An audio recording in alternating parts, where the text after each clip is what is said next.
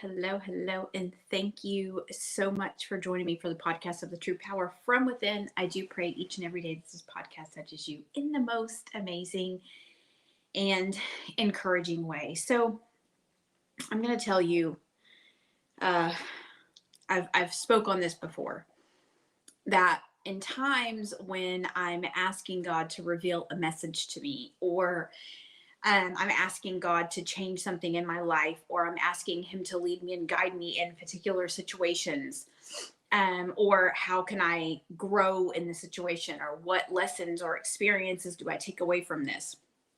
He will often reveal to me a word, right? And I spoke in my podcast, I was saying this last week, right? But it didn't really hit me until over the weekend that this particular word was significant in the things going on in my own life, right? And the word was evidence. So as I was writing last week, or I think it was the week before, when I was writing in my book, and then I always do a proofread, and while I'm proofreading, I'm reading it to my husband so that I can do the small edits, or if I missed a word or whatever. And I remember the last part of the actual what I have completed so far, I had spoke about evidence, right?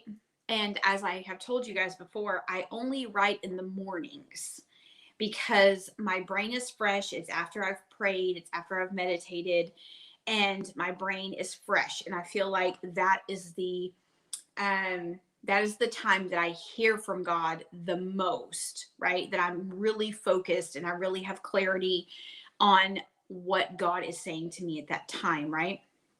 So, I had wrote it in my book, I had read it, and it's this word evidence keeps coming up. And then it was funny because yesterday, and I don't always listen to one particular church, right? So I attend e-church, I guess you could say, or online church every Sunday. But I always kind of switch it up, right? So I got on a live sermon yesterday, and again, he was talking about evidence. He kept saying evidence. And I'm like, what is this? What does this mean, right? What does this evidence mean? And I was on a training last night, right? And she didn't say evidence, but she was basically saying, in business or in life, for that matter, people want to know that you're relatable, right? They don't want to see the perfect side of you, right? They want to know that you're human just like them, right? That you're imperfect just like them. You have been through the struggle, you've been through the storm, right? Because that makes you relatable to them. When we hide all of our flaws and we hide our weaknesses, it's hard for us to grow in the way in which God is trying to get us to grow, right? So I'm going to come out of Second Corinthians chapter 12, okay? Starting at verse 9, it says, "Therefore I will most gladly boast in all the more Therefore, I will most gladly boast all the more about my weaknesses, so that Christ's power may reside in me." Verse 10 says, "So I take pleasure in weaknesses, insults, hardships, persecutions, and in difficulties for the sake of Christ. For when I am weak, then I am," God, "strong." And, the pastor yesterday was talking about this, right? And what really resonated with me was the fact that in our weakness, God is made strong. So without our weakness, God cannot show his evidence in our lives. Right? So while we're in life, going through life, trying to hide the flaws, trying to hide our past, trying to hide all of these things that we're struggling with, right? Not wanting to be transparent or vulnerable, as if no one else has the same weakness. What we are doing is we are withholding the power of God in our lives, right? Because he's given all of us particular flaws. He's given all of us particular stories, right? And it is in his power through our weakness that he can be shown as strong, meaning that his glory shines upon our life through the weaknesses and the struggles and the stories and the breakthroughs and all of these things that we go through in our life. If we did not have a weakness or a flaw, God could not be shown strong in our lives, right? If nothing ever went wrong in our lives, we would not need him because life would be perfect, right? And I'm going to tell you that I struggle with this because you want everything to look like you've got it all together, right? I mean, that's just how society wants us to portray ourselves, is that our life is perfect, when in fact our life is not perfect, right? We live in a filtered society where we filter everything that goes on social media, right? And on the training last night, she was like, okay, so if you're talking to somebody and on Facebook, everything looks perfect, but then you get into a conversation with someone and it's something completely different, that creates a disconnect, right? Because people want to see the evidence, right? And they can't see the evidence unless we are willing to say, I am weak. We are willing to be vulnerable and transparent and say, hey, I'm human. I struggle. You know, I struggle with fear, right? That's a big thing for me. Like, overcoming fear is a giant growth that I have stepped into, right? It's a commitment that I have stepped into because I have a lot of fear, right? Fear of judgment because of my past, um, fear of, that I'm not going to say the right things, or I'm, going to look like I'm going to look bad because people are going to think that I don't know what I'm talking about, or I am feel disqualified sometimes to do what I do. Right? We all have these particular weaknesses in our lives, right? We're all flawed in our own way. But through our flaws and our weaknesses, God is made strong, right? And I'm going to tell you a quote that he said on his message yesterday. He said, the tension between our weakness and God's power is the furnace of greatness. I'm going to read that again. The tension between our weakness and God's power is the furnace of greatness. And God has given us all this one thing, right? Or sometimes it's even more than one thing, right? And it's almost like it's a thorn in our side, something that we cannot get rid of, right? We feel like we cannot overcome this particular thing, right?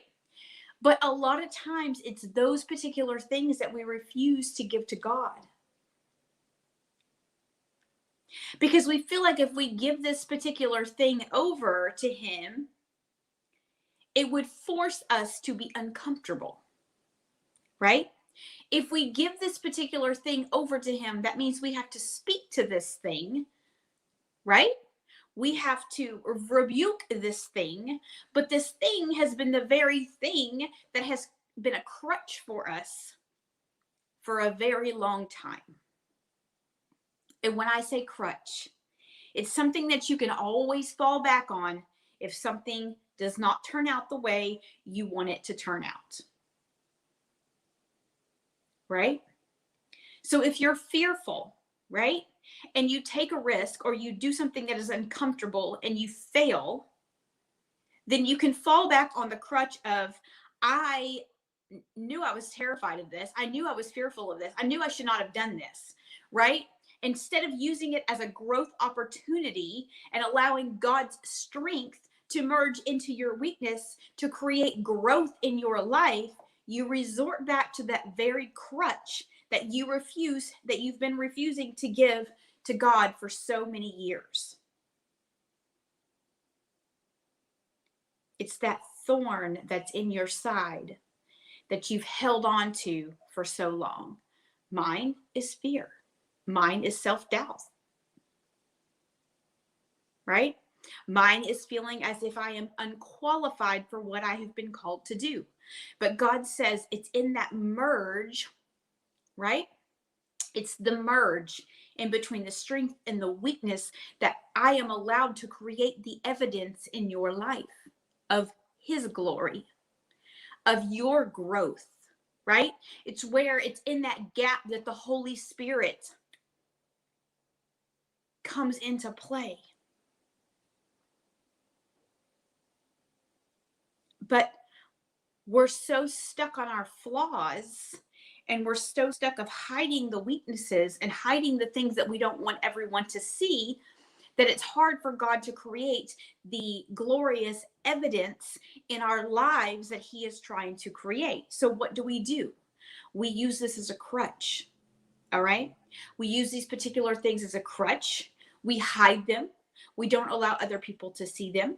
It creates a sense of us not wanting to be vulnerable in order to grow, right?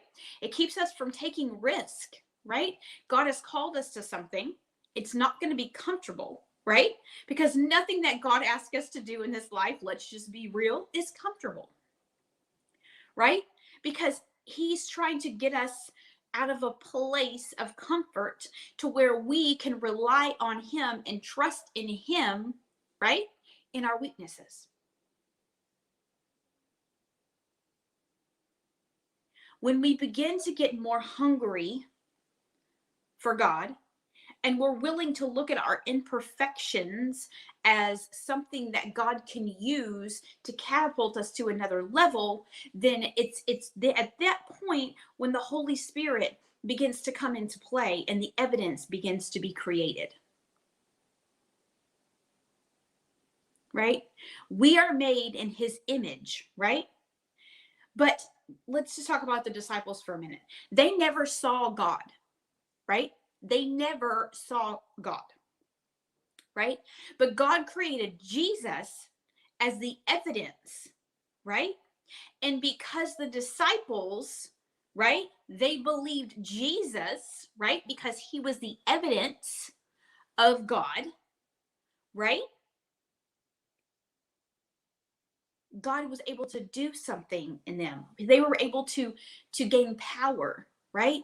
They were able to change the world and heal and do all these different things because Jesus was the very evidence that God used for His glory.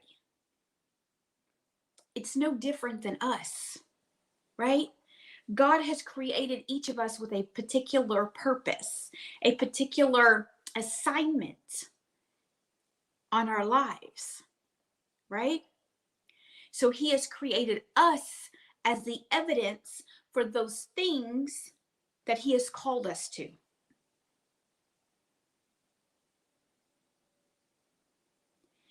So are you willing to be the evidence of God? Are you willing to pray, right? And get into pray and get into prayer and get into the presence of God and say, God, allow whatever this weakness is in me that you're calling out of me to create your evidence. Give me the strength to be able to endure this so that you can create the evidence of your glory in my life. The longer that we withhold our weaknesses, the longer the assignment, the longer the vision, the longer the growth is going to take in our lives. Because we were put here on assignment, right? God gave us these things, these particular weaknesses, because He's going to show glory and growth in our lives through this particular weakness, but are we willing to say, I am weak, Lord, in this area?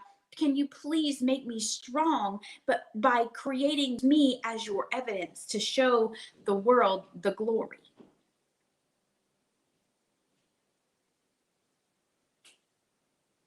And remember the quote that I said, the tension between our weakness and God's power is the furnace of greatness. He is trying to create greatness in your life. He is trying to create his evidence in your life.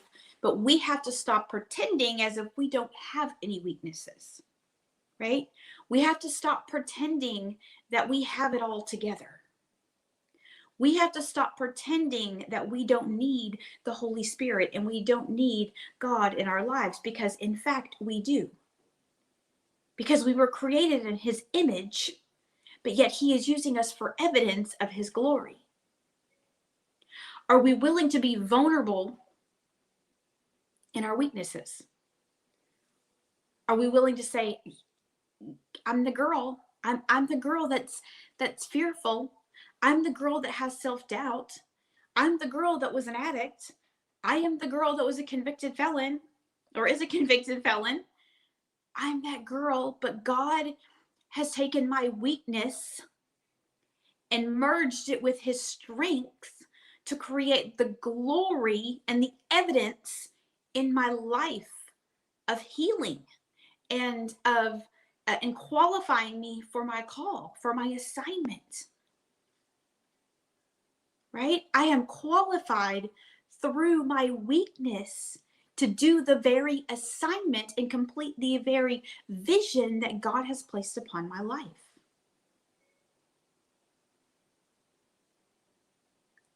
But we have to stop hiding the flaws. Did you know that your very flaws and your very imperfections is a gift? It's a gift that God's given you to use to show his glory in the world and to get you to where he wants you to be. What if the gift of imperfection was the very thing that took you to the next level in your life? What if it was the very thing that created that ministry in your life? What if it was the very thing, excuse me, that got you to the vision that you've been dreaming of for so many years? Just admitting your weakness and your flaws and your imperfections so that God can use that in you to not only bless others, but to get you to where he is trying to get you in your life. We stay stuck because we refuse to grow and admit that we have an issue. We stay stuck because we want to be like, I ain't weak. You got me messed up. There ain't nothing weak about me. When in fact, we are weak. We are all weak in particular areas of our life. But it's in that weakness that God is made strong, and he can reveal that evidence in your life because he has created you as the very evidence that he needs in this world. He has given you a vision. He's given you a purpose. He has given you all of these things, but he's saying, are you willing to reveal to me or reveal to the world your imperfections? Because the very imperfection that you're hiding from the world is the gift that I am trying to use to reveal my evidence in your life. So can we normalize today that we all have weaknesses? Can we normalize today that we are all perfectly imperfect? Can we normalize today that we all have gone through some things? And look at the things that and the evidence that God has already created in your life. All the things that you've overcome, all the things that you have been through and you've survived. Let's talk about those for a minute. God has created evidence in those things, right? You grew through those things. You we're made strong through those things. But now God's trying to take you to another level. But we again have to admit that we are imperfect and that we are flawed and that we have a very thorn in our side that we can't seem to get rid of, because that's the very thing that God is using to get us to another level. It's the very thing that God is saying, reveal your weakness to me, because in your weakness, I can be made strong. It's the merge of the two that creates that God evidence in your life. So you don't have to pretend that you have no flaws or that your life is perfect. You do not have to pretend that everyone is going to judge you, because people will always judge you, right? People will always talk about you. It's your choice if you're going to fall into that trap, or are you going to say, you know what, God, I am weak in that area, right? I'm weak because I take the judgment of others to heart. I am weak in that area because I have a hard time admitting that I was an addict.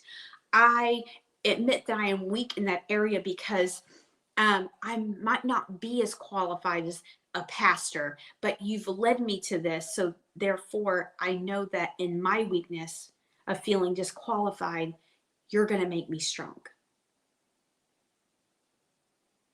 So today, I want you to know that you are flawed by design. Okay? You were not put here by mistake. You're not going through the things you're going through by mistake. Okay? You are flawed by design so that God can create and produce his strength and evidence in your life. So I just encourage you today to be vulnerable with yourself, right? What are the areas of your life that you're weak in, that you need God to move in? Are you willing to admit those? Are you willing to put them on the table? Are you willing to get into prayer and say, God, I'm struggling with this. I am so weak in this area, but God, can you merge my weakness with your strength, Lord, so that I can get to the next level? Can you sit in his presence and soak in the fact that we were flawed by design, that nobody is perfect, that we all have struggles, that we are all learning at our own pace? Can we all just know that God is creating evidence in our lives if we can just go to him and lay it all on the table and say, I don't know how to deal with this, but I know that you created me perfectly imperfect, and I'm going to give this to you because I know that I can be made strong through you in my weakness. So today, I just encourage you that everything that God is going to use to move you in your life will never be perfect. There will always be a flaw. There will always be an issue. There will always be a problem that is God saying, I'm trying to show you something.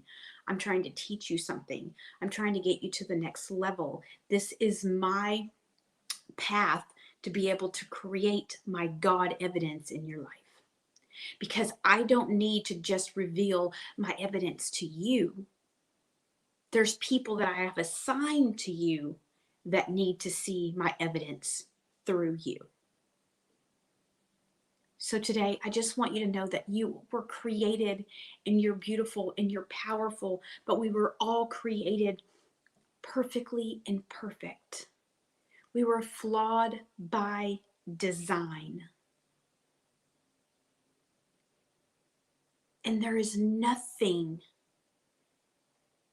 or no weakness that God cannot use for your benefit in your life. He is creating his evidence in your life. It's just that you have to let go of that weakness and allow him to use you in that to make you strong.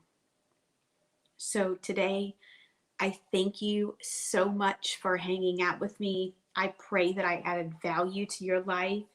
Please go to God in prayer, get in his presence, admit your weaknesses, lay them on the table, because it's the very thing that God is going to use to get you to that vision, to get you into that purpose, to get you to those goals and those dreams. It's just all about being able to be vulnerable and allowing him to give you the strength to get through to the next level. So I hope you have an absolutely amazing day, and I will see you again really soon. Bye bye.